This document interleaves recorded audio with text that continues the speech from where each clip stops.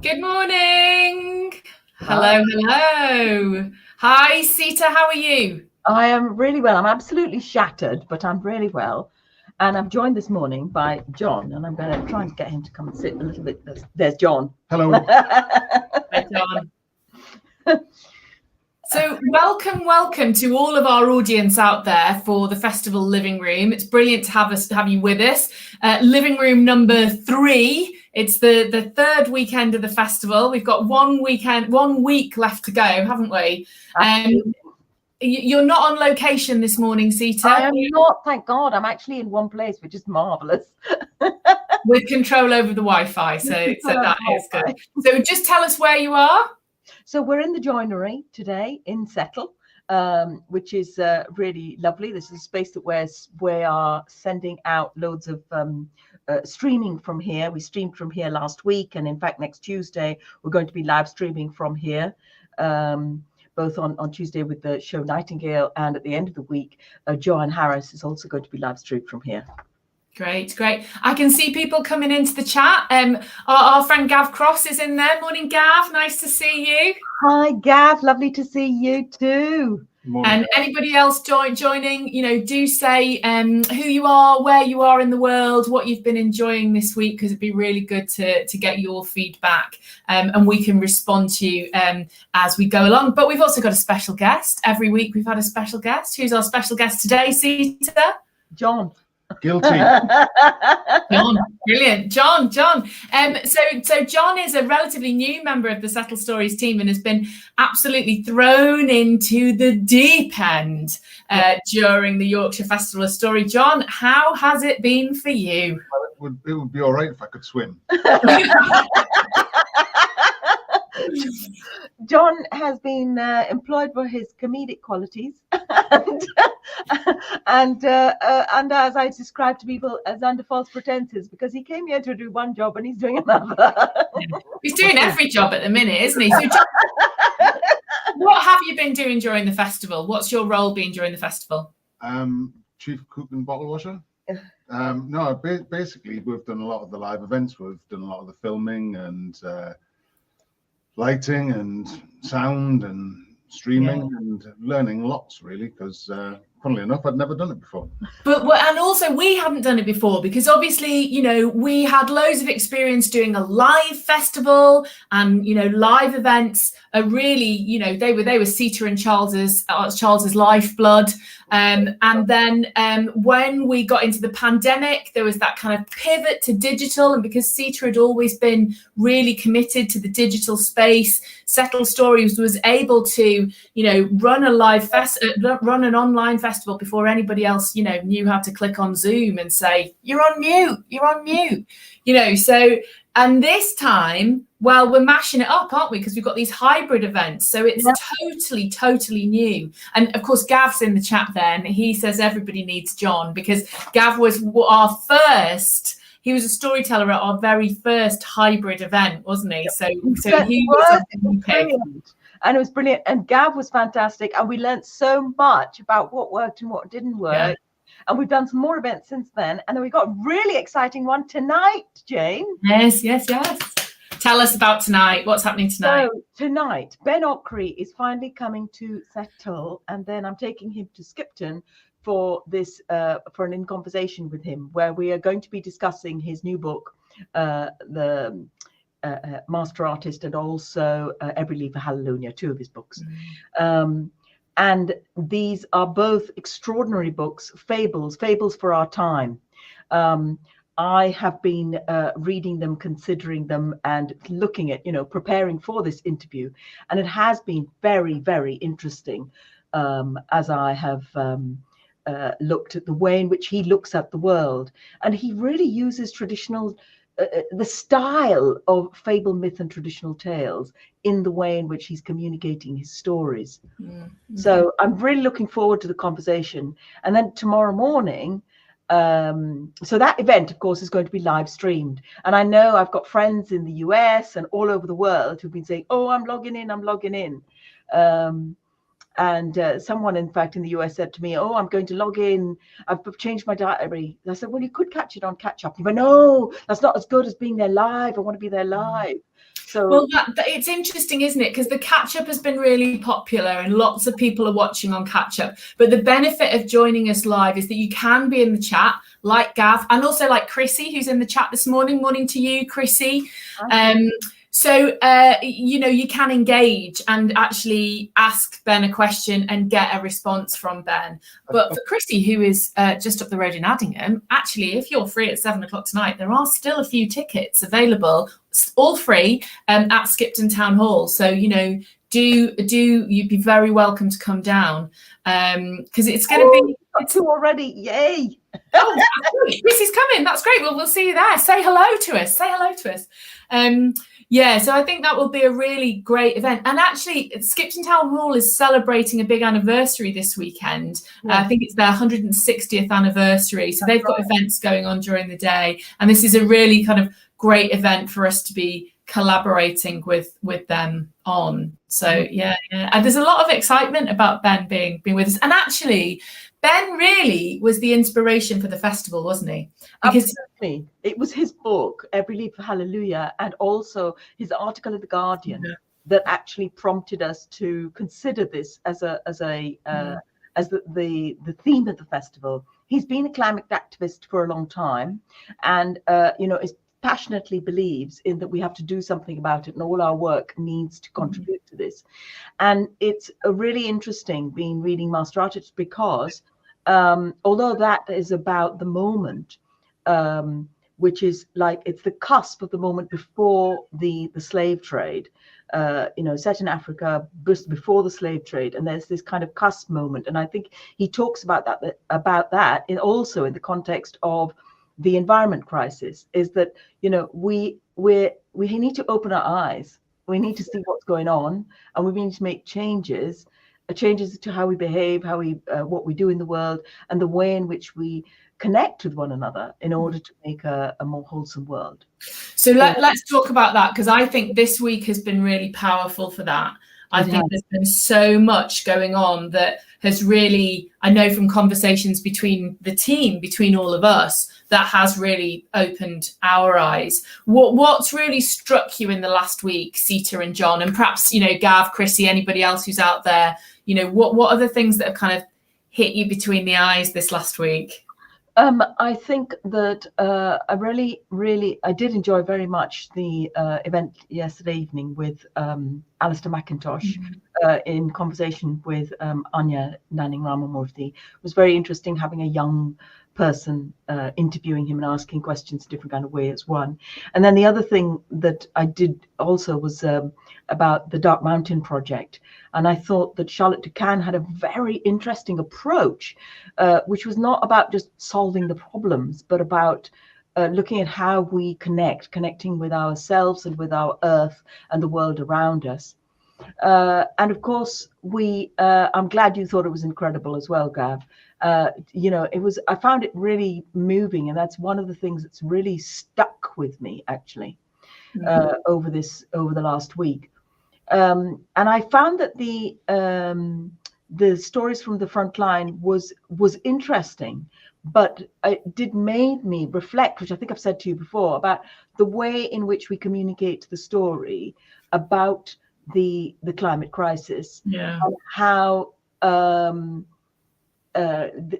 we can actually maybe perhaps do so in a way that can reach out to those who don't stand in our position. And I think that there is something there. And it was interesting in the conversations when we were planning with Alistair and Anya. And Anya has been to loads of various, climate training, this, that, and the other, and she agreed that there isn't that. So I'm hoping, Jane, that perhaps next year this is something that we can look at as an organization about how we can support those involved in climate activism to be able to share their story in a way that can be heard by those that don't stand in their position. And once you do read and hear and understand all of this stuff, you can't unhear it. No, and you suddenly go, oh, okay, this we have to do something. We have to change, either as individuals or as society. And I think that perhaps once people have had that epiphany, that kind of light bulb moment, it can be hard to understand perhaps why other people don't see it and get it. And that's where I think storytelling needs to connect. Exactly. John, I just wondered whether you'd had a kind of light bulb moment through all of this. I struggle with light bulbs, but no, I was watching Maya Rose, Bird Girl, talking with Anya, and it's one of those weird things that I think the difference with storytelling is actually you end up listening, whereas a lot of stuff gets said all the time and maybe goes unheard, if you like. But it was something that Maya Rose said when she was asked the question. She was like, and she mentioned the deforestation of England. And you never think of all the forests that have been cut down to create farmland, to create this. And it never crossed my mind, never crossed my mind that we have lost an awful lot. You talk about the deforestation around the world, but actually it's happened here. It's bits like that you think, oh yeah, Well, the one that really has struck me, and this hasn't kind of come out in any of the programming that we've done, but it was part of the research that I was doing when we were all putting the festival together, is that there is a village in North Wales called Fairbourne, which is going to be the first place in the UK that is essentially going to result in climate refugees, because the local authority has said, actually, we're not going to spend any more money on flood defences, sea defences. We're just going to let this town, this little village, go underwater. And everybody's been told that they have to move. And when I was reading about that and hearing about that, it really struck me, because I think it is so close. We always go to North Wales for our holidays as a kid. That was where we went with my family. And just the idea that these people who have made their life here, their families have lived there for a couple of generations, they all have to up sticks and go because of rising sea levels. And they are going to be the first UK climate refugees. And that's kind of extraordinary when you think about that. Gav has a point here about the climate activists being demonized, and talking about just the way that disabled activists were, and I think that I think that in the future we'll probably talk about these climate activists in the same way that we talk about suffragettes now. And I think that at this moment in time, yes, they are being demonized, yes, they are being minimized, but there will be a point in the future where we'll look back and we'll go, these guys are heroes. I found the stories from the Frontline thing really, really powerful, and I found Zoe Cohen very inspirational. She's about, her trial starts for her climate activism probably on Tuesday, so that's one of the things that I'll kind of be following. But Sita, it's interesting you saying about talking about this next year, because the festival, normally when we finish the festival we kind of put it away in a box and that's that festival done. Do you feel that this is going to be the same with this one? I don't think so, and I think we need to find ways of actually continuing these conversations and sharing these conversations in a wider field. But it's finding the appropriate mechanisms to do so. And I think the first thing that we do need to do is to have a period of reflection. I think it's very important to stop. This is one of the things that Charlotte can be talking about, and also Lata Mani is going to be talking about on Sunday tomorrow evening, which is really about the how we connecting with ourselves, and about bearing witness. And it's a different way of looking at the world and being conscious. And I think that there is this period of reflection, after which I think we need to look at these issues again and look at how we are. We have a plan anyway as an organization. We're looking at, how we are more environmentally aware. We've always been pretty good in that we don't have a lot of waste. We recycle everything, even the things that are supposed to be one use. We recycle it, we reuse it. Everything gets reused. So there's very, very little rubbish. But even so, what can we do now as we move forward? I think that there's a number of things. And so what are you looking forward to this week? Well, I am very much looking forward to Ben this week. I'm also looking forward to Joanne Harris next weekend. So it'll be wonderful. I mean, having Ben and Joanne this year is like, you know, because 2 years ago they were supposed to be here and they weren't. And so that's really something I'm really looking forward to as well. There's an event on called Seed Stories with a traditional storyteller, Emily Angrande, and she is she's a really gentle lyrical storyteller. So I'm looking forward to that as well. And then this afternoon, I'm interested in what's going to happen this afternoon with the workshop Letters to the Earth. I mean, I think that actually having the opportunity to stop, I'm going to be prepping for this evening, sadly, but I know you'll be there, Jane. Yeah.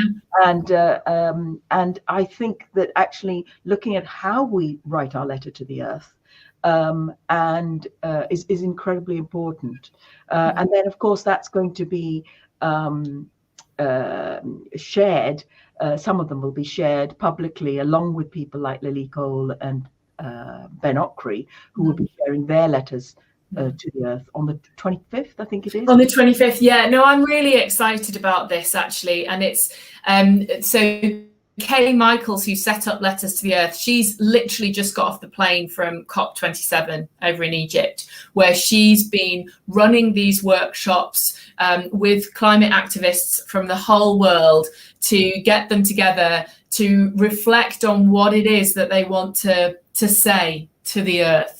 Originally, this was a project that came out of the Extinction Rebellion movements in 2019. And Kay put out this very kind of simple call to people through social media saying, you know, write a letter. What do you want to say to the earth? It might be, you know, a letter of gratitude. It might be a letter of apology. It might be a letter of supplication. And it really caught on. And so many people, you know, from every walk of life, children through to old age pensioners, ordinary people through to celebrities, all wrote their letters. So Yoko Ono wrote a letter, and you know, absolutely, Dame Emma Thompson wrote the foreword to the book that they ended up putting together, which compiled the letters. So they published this book 3 years ago, and they're working with us now to celebrate the 3rd anniversary of the book, and also to get some people to kind of rewrite their letters. So we've got a workshop this afternoon. It's online. Come along. There's still an opportunity to book for that. And it's 90 minutes, and you'll be led through this process individually and in groups online to write your letter to the earth. And then, as Sita said, next Friday, we've got an event that's been curated by Kay, the director of Letters to the Earth. Ben appears again because he's been a great supporter of Letters to the Earth. But we've also got climate scientists. We've got this incredible lawyer who has been sort of working behind the scenes at COP in order to get some agreement. And then, as you said, Sita, we've got Lily Cole, supermodel, actor, activist, really passionate about climate activism, and she will be joining us live on Friday to read her letter alongside some of the people who've been in the workshop. So I'm very excited about that, and hopefully, because we've got somebody quite as high profile as Lily, that will help us to spread the word and gain some traction, so we get kind of more people engaging with this issue. So yeah, it's going to be a big one next week. But next week we're sort of heading towards the end, aren't we? Oh, we are. And then the final event, which is going to be at the Falcon Manor, which will be lovely. because the Falkland Manor is a very beautiful place. And for those of you who are not in Settle, you have to visit Settle and you have tea at the Falkland Manor. And they're doing a special deal. I think they're doing, is it pie and chips and something? Yeah, so they're putting on a lovely kind of supper. So the event's free. And Sita, you can tell us a bit more about the event, but you can go along and, there's guest ales and guest ciders, and then a delicious kind of pie and pea supper that they're putting on, which I think will be lovely. So we've got Patterson Dipper, the folk duo, sort of one of the rising stars, according to The Guardian, in the folk world, together with Elizabeth Garner, who's written a fabulous new book called Lost and Found. And so this is going to be an evening of songs and music, and I think it should be delicious. Here's a link, I'm putting it in the chat now. And we'll also declare as well at that event in terms of our aligning ourselves with the Culture Declares movement as well. So I feel like that one of the exciting things about this festival is that we've kind of moved into a different league.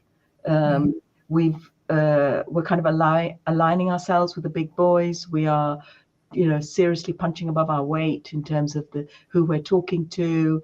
And I hope that, our wonderful audiences and those who've been really great supporters, like the likes of Chrissy and Gav and everyone else who's out there, will continue to join us as we take our next steps. We do have brilliant audiences, don't we? And really kind of amazingly, loyal audiences as well. There's lots of people I've spotted. Yeah, chatty in the bars. Well, last night it was packed. Was it?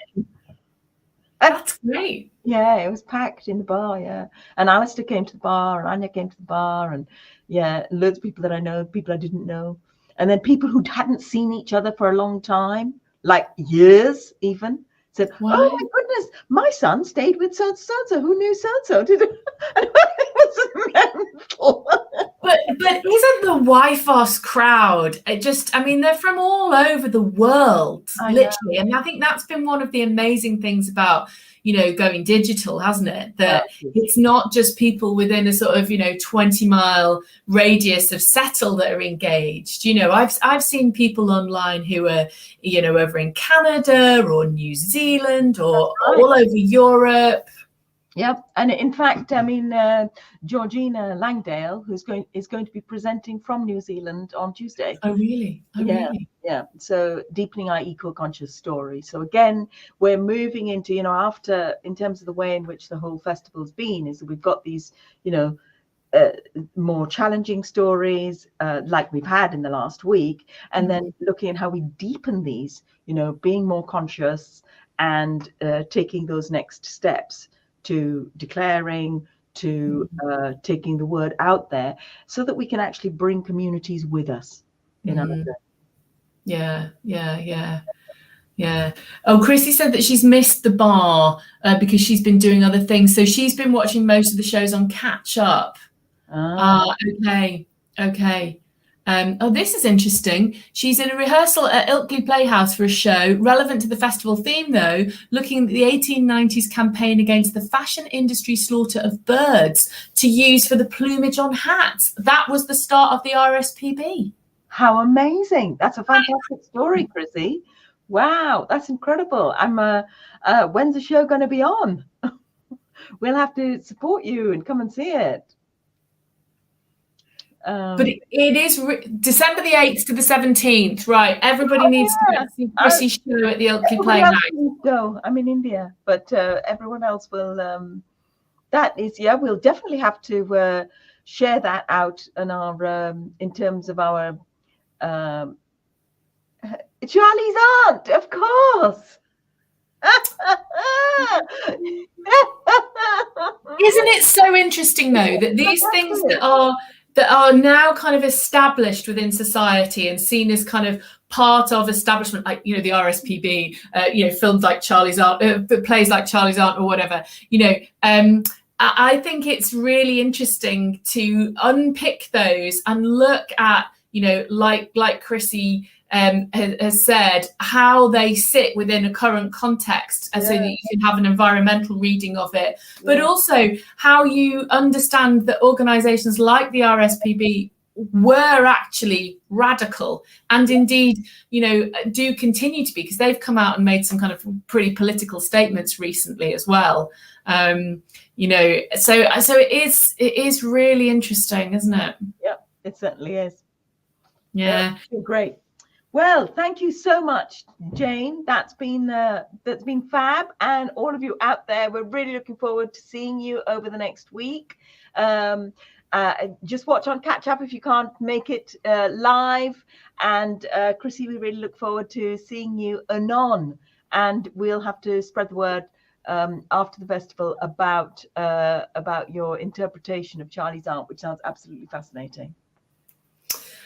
Well, I will see both of you guys up in Skipton later today as we get ready for our event with Ben. But I will be online from 2 for our Letters to the Earth workshop. So if you haven't booked already, you know, do just go to the YFOS website and book your slot.